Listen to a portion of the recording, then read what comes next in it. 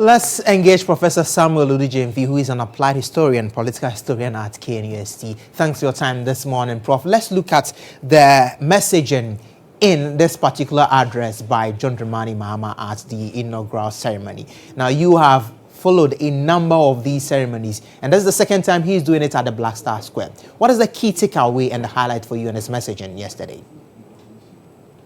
Thanks for having me, my brother. Can you hear me? Yes, I can hear you. I mean, clearly, it's a speech that did not have the usual color that are accustomed to presidential speeches, but it had purpose and spoke directly to what Ghanaians have been looking forward to.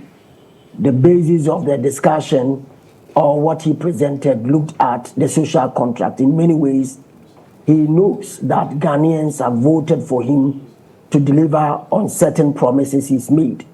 And partly so, he needs to tackle the economic quagmire or situation we find ourselves.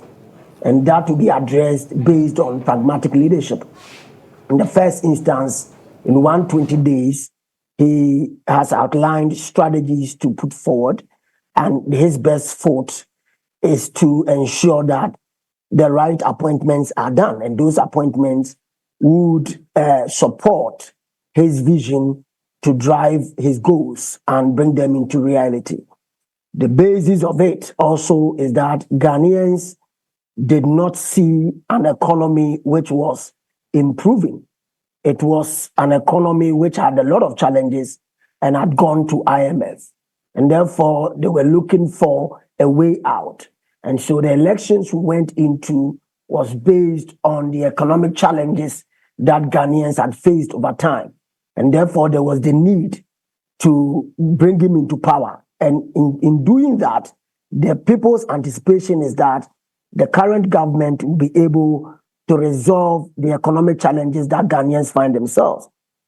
The questions about inflation, the question about overtaxation of the citizenry, and all the other related challenges that Ghanaians have faced over time with this particular government. Closely linked to that is the question about corruption, which is inextricably interwoven with this particular, if you like, the past administration. Because you realize that several of the challenges that we have faced as a country is misappropriation of funds, and more so how the public resources have been used and, among other things, have been dissipated. There are questions about Galamsey, right, which has also bedeviled the course of this country. And we have been crying out to find a way out of this particular challenge. It seems to me that the speech was straightforward, was interested in outlining what the government is seeking to do, and what is promising, among other things, is the 24-hour economy, which initially was not strongly discussed by the president himself, and people had a lot of questions about. But it seems to me that there is an ambassador he is pushing forward to foresee that. I am of the view that if you have an economy that runs morning, afternoon, evening, you have the opportunity or the privilege to awaken certain aspects of the economy and also create opportunities for individuals who hitherto would not have had the opportunity to be hired or employed within a shortest possible time. So I anticipate that the promises made in this speech, which seem to flavor or garnish what has already been said in the campaign promises of the president, would be delivered accordingly. It is not a speech filled with color, but it is a speech that is full of purpose. I hope that he's able to deliver same. Prof, finally, before I let you go, the similarities in yesterday's events and that of 2017 is the fact that the optimism and pomp we see is the same. People's expectations are quite high, and people were disappointed over 8 years. What should be the modus operandi of this new administration? Because the same expectations that greeted Nana Addo in 2017 is the same expectations and even more that is greeting him in 2025. What should be this?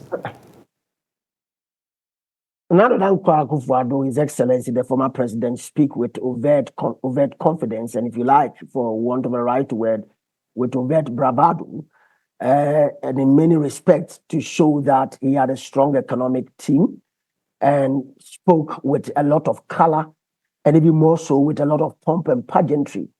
I think that even though there was a sense of euphoria and excitement yesterday, it was more of a calm and a reflective gathering. That's how I saw it. And in many respects, the president did not seem to make a lot of, if you like, gestures and overtures to suggest that he was an economic messiah who was going to resolve the economic quandary or quagmire or challenge of this country within the shortest possible time. However, we could see the expectations of the people, but we could also see the heartbeat of the president through his posture. He was not a man who was excited. For me, that's what I saw. He was a man, you could read from his posture that he had a lot on his shoulder to push the wheels of this country back on course. And so one of the things that will save them is the kind of posture the president has now. A posture that does not have the color which seem to appreciate the confidence of the people, but rather depreciate their confidence to let everyone roll his or her sleeves, to allow everyone to roll his or her sleeves, to engineer the process. Stakeholder engagements will be taking place. The media, which is the fourth estate of the realm, will be playing their role. Ideas will be bounced off. He will take notes. He will revert back to his ministers, work with his experts, and work with the teaming representations within the executive and all other parties to make Ghana work again in the reset process. The expectations of the people should not be too high, because in my estimation, what I saw yesterday was not to whip up our sentiment.